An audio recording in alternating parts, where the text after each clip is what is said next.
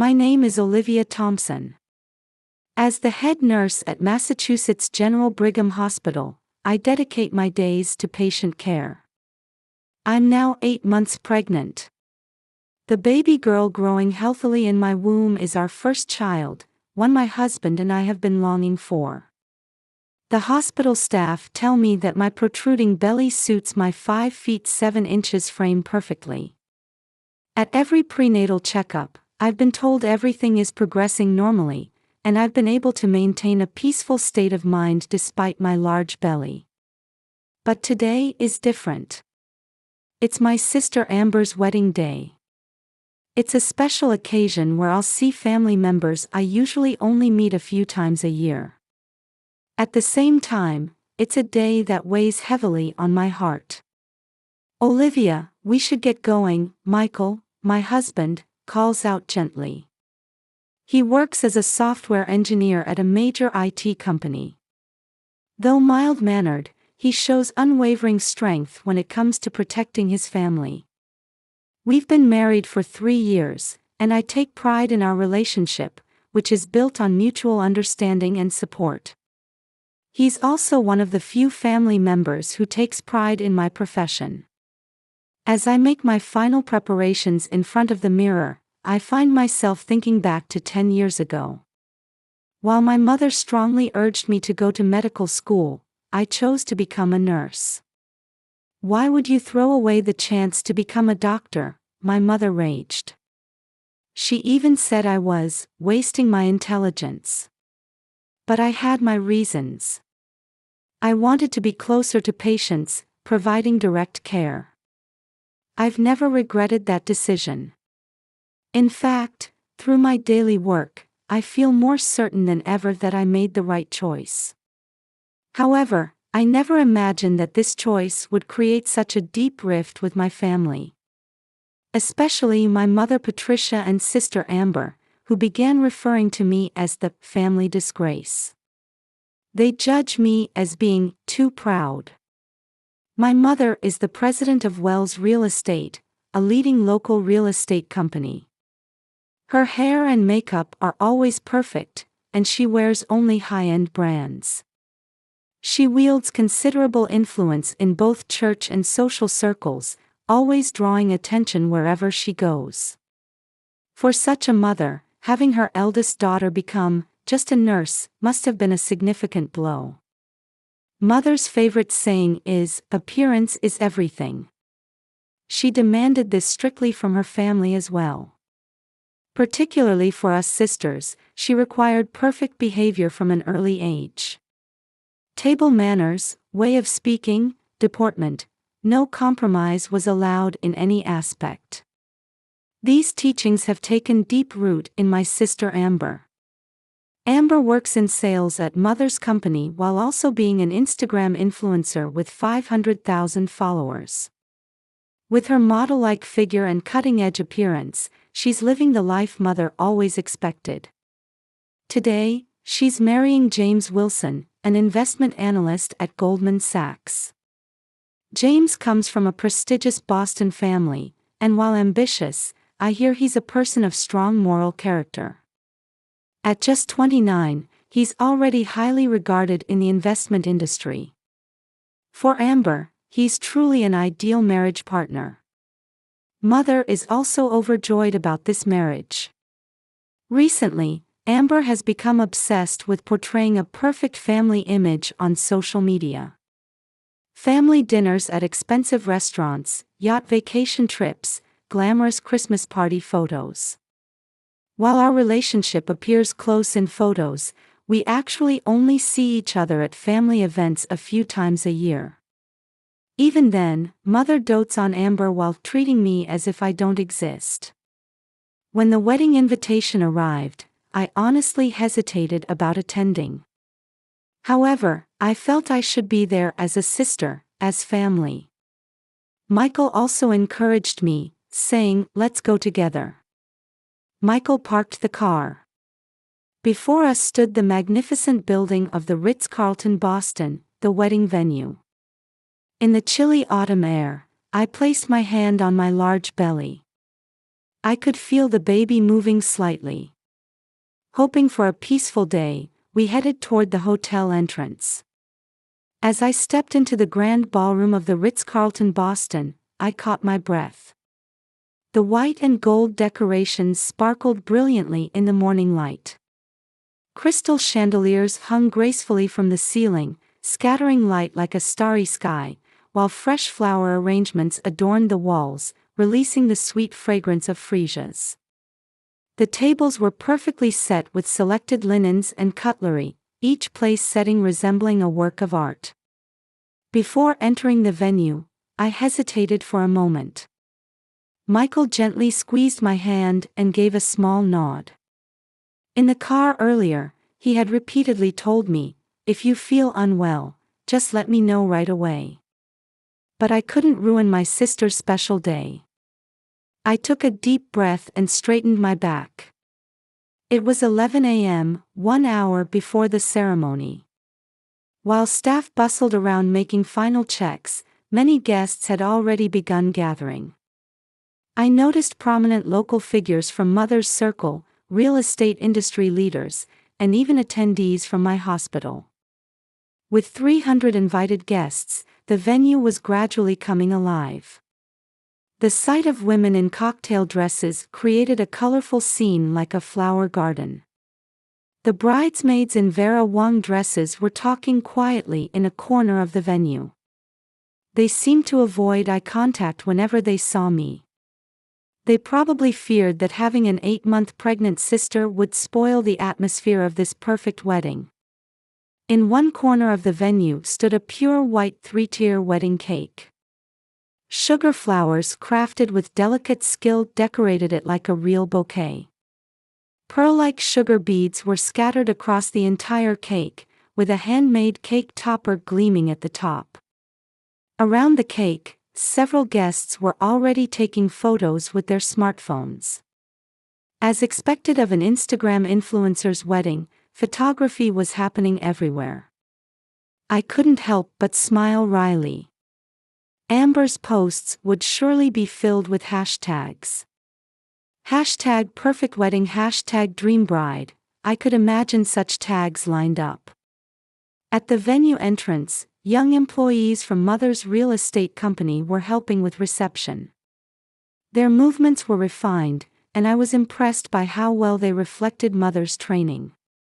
Then I suddenly realized I hadn't checked where I would be seated.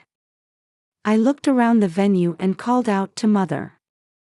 In her perfect hair and makeup, wearing a custom Oscar de la Renta beige silk dress, she embodied the image of a successful businesswoman. The Cartier necklace gleaming at her throat spoke of her status.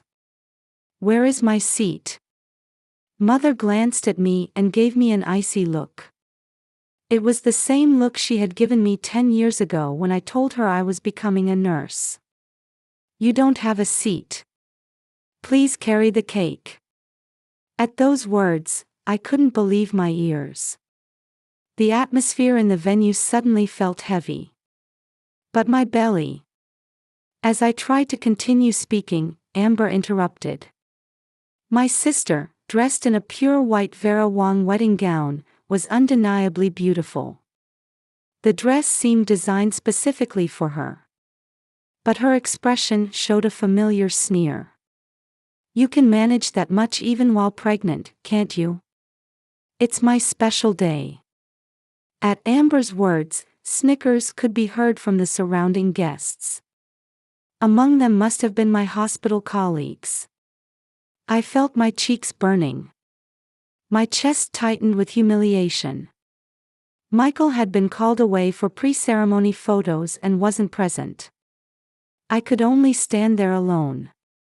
The atmosphere in the venue became tense for a moment. Usually, I could maintain professional composure in such situations. Whether dealing with severe trauma patients in the ER or attending difficult deliveries, I can control my emotions. But today was different. The heartless words from my family were cutting deep into my heart. Still, I began walking toward the cake, carefully taking each step while carrying my large belly. What would normally be an insignificant distance felt extraordinarily long today. The cake was on a stainless steel cart, but I could see it would require considerable strength to move. All around the venue, smartphone cameras were pointed at me. Surely this humiliating moment would be uploaded to social media too. But perhaps this was part of my sister's perfect wedding. Olivia, that's... I heard a concerned voice. Turning around, I saw Dr. Sarah Walker from the hospital wearing an anxious expression. As my obstetrician, she had been handling my prenatal care. In her eyes, I could see the warning of a medical professional. But that warning came too late. The moment I reached for the cake cart, a sharp pain shot through my lower abdomen. The pain was unlike anything I had experienced before. My face contorted involuntarily. Then in the next moment, I felt warm liquid spreading around my feet. I was stunned as I felt my maternity dress getting wet. I stood frozen in place as the venue fell silent around me. I could see the color drain from Mother's face. Her expression froze beneath her perfect makeup. "It's my wedding. Don't ruin it." Amber's scream echoed through the venue. My panicked sister grabbed the hem of her pure white dress and backed away. Her fiancé James, though wearing a bewildered expression, maintained his gentlemanly composure. At that moment, Dr. Walker rushed to my side. The sharp sound of her heels striking the floor echoed through the silent venue. "Everyone, please step back. I'm an obstetrician."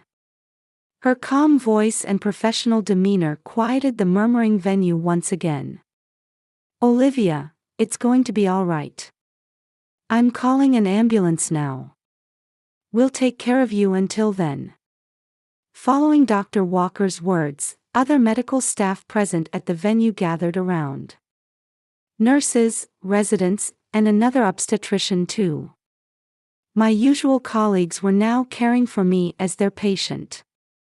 I felt proud of their efficient handling of the situation. Mother and Amber were in a state of panic. How could this, my perfect wedding? Amber was distraught, clinging to her fiancé James. Mother was desperately trying to explain something to the venue staff, but her voice was trembling. Her hand clutching her high-end brand clutch bag was shaking minutely. And as if to document this situation, many guests began taking photos with their smartphones. With each flash, this event was being permanently recorded. Surely these scenes would be uploaded to social media soon, as an unexpected ending to a wedding that sought too much perfection. "The ambulance will arrive in 5 minutes." I heard someone announce. I let out a deep sigh. To think I would become the center of attention at my sister's wedding in such a way. But strangely, the feeling of humiliation from earlier had vanished. Instead, what I felt was a readiness to face this unexpected delivery and deep gratitude toward my medical professional colleagues. "Olivia, just a little longer. The baby will wait." Dr. Walker squeezed my hand. That warmth gradually calmed my anxious heart. The wedding might have been ruined, but a new life was waiting for us. Perhaps that was a more precious event than any wedding. While waiting for Michael to arrive, I took deep breaths surrounded by my colleagues. The voices of Mother and Amber faded away. Instead, I focused my consciousness on the baby's heartbeat in my womb. In the hospital bed, I was holding my newborn daughter. It was 12 hours later. I couldn't believe my eyes at the smartphone screen Michael held out. The silence in the hospital room suddenly turned into heavy air. "I think you should see this too." The screen displayed videos capturing the events at the wedding. Instagram, TikTok, Facebook, the same footage was being shared across all platforms. Mother and Amber's cold attitude, the moment I tried to move the heavy cake, and even the moment my water broke. Everything was clearly recorded. The venue's luxurious decorations ironically highlighted their cruelty. The first to go viral was a TikTok post by a young employee who had attended the wedding. The 60-second video began with Mother's cold voice saying, "You don't have a seat." It continued to capture Amber's sneering expression and the moment my face contorted in pain. Particularly striking was how the medical staff responded immediately. Their professional actions created a stark contrast with Mother and Amber's inhumane attitude. "The view count is..." Michael nodded. In just 24 hours, it had recorded over 500,000 views on TikTok, 300,000 on Instagram, and more than 200,000 on Facebook, with waves of anger swirling across each platform. The response from medical professionals was particularly intense. The social media manager for the American Nurses Association issued a statement on their official account, strongly condemning the lack of respect for healthcare workers and consideration for pregnant women as unacceptable in modern society. Support continued to pour in from hospitals and clinics across the country. The social media accounts of Mother's company, Wells Real Estate, were hit by a storm of criticism.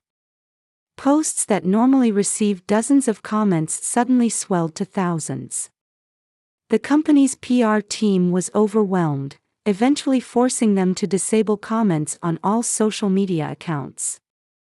The impact on Amber was even more devastating. Her Instagram following, which boasted 500,000 followers until the day before the wedding, plummeted to 100,000 within 48 hours.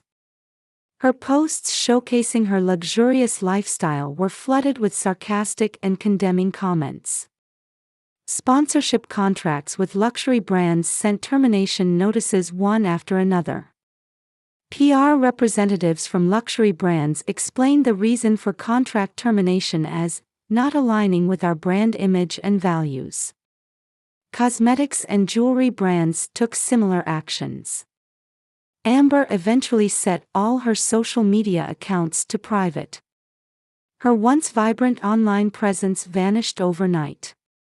That evening, there was a call from James's mother. Michael took the call and quietly relayed its contents to me. "They're demanding the wedding be postponed. It affects the Wilson family's reputation too." James's family is among Boston's most prestigious, with generations of influence in the financial world. For them, this scandal carried meaning beyond mere controversy. It could potentially affect James's position at Goldman Sachs. Apparently, questions about Amber's character were raised at the family meeting, Michael continued. "The talk suggests more than just postponing the wedding, there's a possibility of calling it off entirely." The impact on Mother's company exceeded expectations in its severity. First, a major developer suddenly withdrew from a new project, citing corporate image concerns. Then, an investment fund that had been a long-term business partner requested a contract review. Employee movement was also notable. Resignation letters kept coming in, particularly from young sales staff. "Cannot comply with such corporate culture, and must question qualifications as a manager," were among the reasons stated in their resignation letters. Executive attitudes began to shift as well. At board meetings, voices questioning Patricia's management abilities began to rise. With inquiries from shareholders pouring in, the company's credibility rapidly declined. The response from the local community was particularly painful. Word spread that Mother and Amber were no longer seen at the church they attended every Sunday.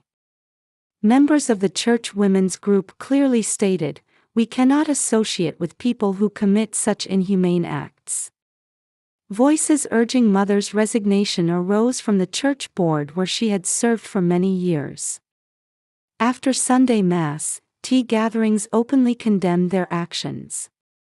The community couldn't hide their surprise at such harsh attitudes from supposedly devout church members. Their exclusion from social circles progressed quietly but surely.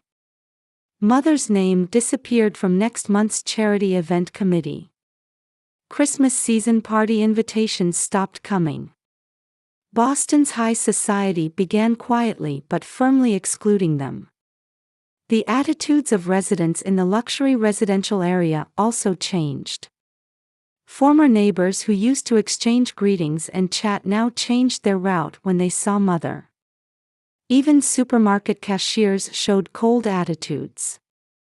Journalists' pursuit intensified. Local media continued reporting on this incident daily. Mother and Amber were reportedly confined to their homes. I heard an interesting story from my nursing colleagues. The cleaning staff at Mother's company office reportedly spotted her slumped in her office, lights on until midnight. They said she showed an exhausted expression, quite different from her formerly perfect hair and makeup. Perhaps Mother, who had always prided herself on perfect appearance and social status, was experiencing defeat for the first time. Amber too was reportedly living days opposite to her once glamorous life. The social media backlash had stripped away her sponsorship contracts, which had been her source of income. Rumors circulated about strain in her relationship with James. Her Instagram, which had been updated daily, suddenly fell silent. That silence vividly illustrated her downfall. Look at this article. A colleague visiting my hospital room held out their smartphone. The headline read, "Controlling Mother and Self-Centered Daughter, Social Media Exposes Family Reality." The photo prominently featured Mother and Amber in distress at the wedding.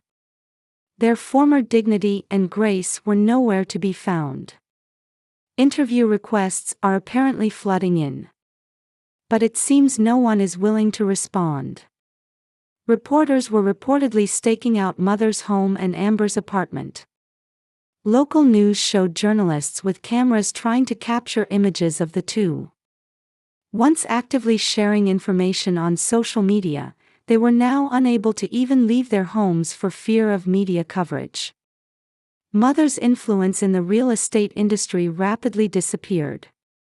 For a company specializing in luxury properties, the damage to their reputation was fatal. Premium clients left one after another, and new inquiries drastically decreased. The credibility built over 30 years crumbled in just a few days. Michael placed his hand on my shoulder and said quietly, "You've done the right thing. You've lived honestly. That's all that matters."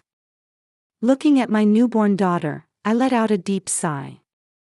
Social media exposed the dark side of our family and instantly destroyed the social status Mother and Amber had built.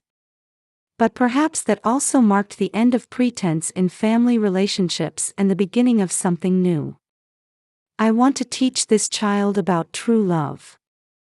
Outside the window, autumn twilight was deepening. The setting sun gently illuminated my daughter's sleeping face. This child surely won't need the false values of my mother and sister. 1 week after the wedding incident, Mother and Amber were reportedly living drastically changed daily lives. The luxury brand dresses, perfect makeup, and social media likes never led to true happiness. And now, they continue to pay the price for their actions while enduring cold stares from society. Their pursuit of superficial perfection may serve as a warning to modern society about losing sight of what truly matters. Gentle morning light streamed into the luxury private room at Massachusetts General Brigham Hospital. I lay in the hospital bed, enduring regular contractions while gazing at the autumn foliage outside the window. 8 hours had passed since the unexpected incident at the wedding. The doctor checked the monitor readings and smiled kindly. "Everything's progressing well, Olivia. The baby's heartbeat is stable. Her voice carried both the coolness of a physician and the warmth of a close friend. It was truly fortunate that she, who had been handling my prenatal care, was present at the wedding. My colleagues kept visiting my hospital room. Nurses finishing their night shifts, residents, and midwives. Usually, I'm in the position of giving instructions, but now I'm the one receiving their care. Each of their thoughtful gestures touches my heart. Emma. I whispered my daughter's name softly. It's strange.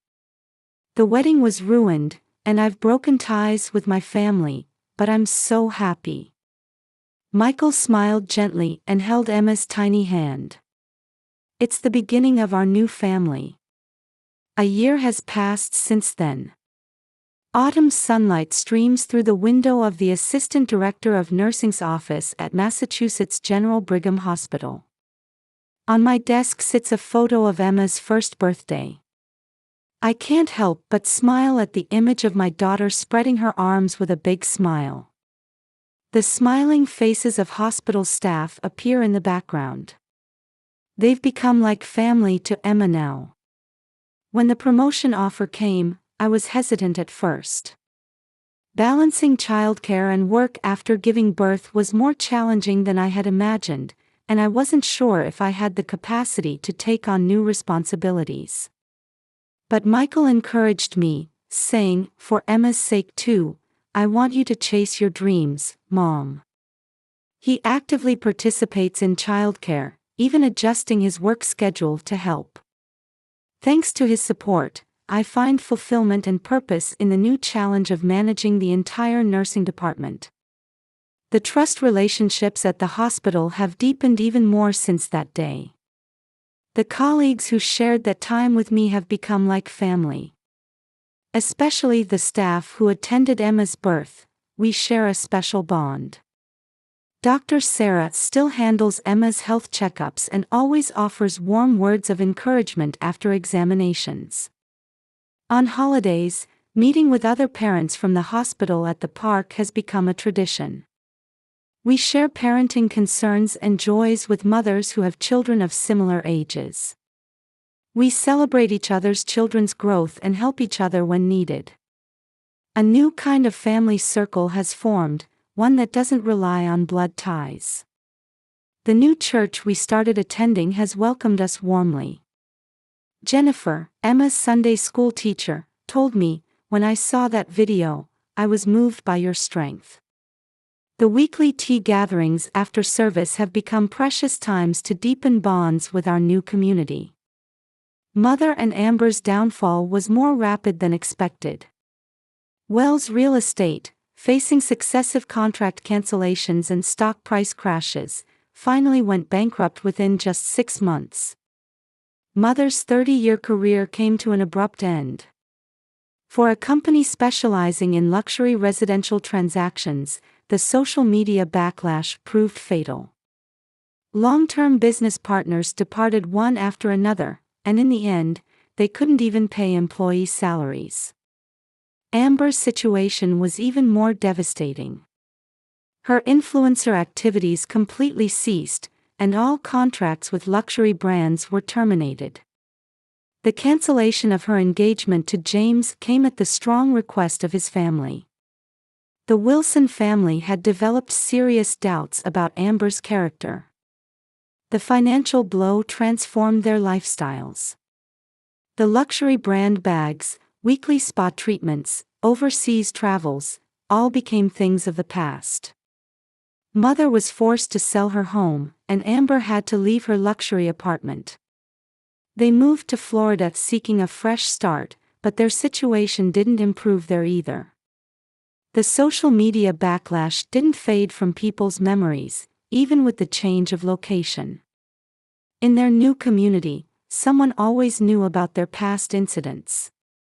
Mother tried to start a small real estate brokerage business, but clients left one after another upon learning of her reputation.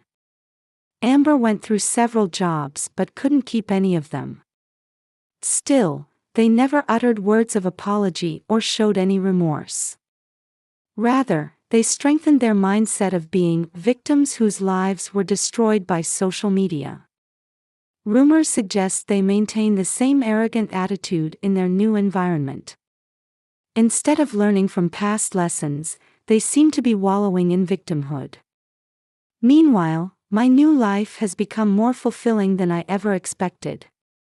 Emma's birth has deepened the bond between my husband and me. Michael has become a wonderful father, enjoying daily childcare. His company allows remote work, making it easier to balance work and childcare. At the hospital, my staff dedicatedly support me. Many of them know about the wedding incident. More importantly, they value my work ethic and patient care. I experience daily the importance of relationships built on trust rather than blood ties. The church community has also become an important support for our family. Emma plays with children her age in Sunday school, and we found friends to share parenting concerns with. The bonds formed through faith are deeper than blood relations. Connections with other parents have expanded. Park gatherings have become a weekend tradition. Children play together while mothers exchange parenting information on benches. Sometimes these develop into couple friendships. Emma is growing up surrounded by many uncles and aunts. Sometimes, while holding Emma, I think, blood ties are certainly important. But even more crucial are hearts that care for each other and bonds formed through trust. As a professional, as a nurse, and as a human being, I have no regrets about my choices. Social media indeed exposed Mother and Amber's false masks, but it also taught us the value of genuine bonds. Ironically, the justice brought by social media created a major turning point in our lives. While superficial family ties crumbled, they were replaced by a new community based on real love and trust. Now, I have family beyond blood relations surrounding me. Friends who support each other and share in each other's joys. Emma is growing up wrapped in such warm affection. I hope she becomes someone who values compassion over appearances and status. Outside the window, autumn leaves danced in the wind, announcing the start of a new season. I took a deep breath and faced my desk. Today too, I'll do my best. That's the most important lesson I've learned this past year. Looking at Emma's photo, I smiled quietly. This child will surely walk a different path than my mother and sister. I want her to grow up knowing true love and genuine bonds. Perhaps that's the most precious gift that the wedding incident taught us.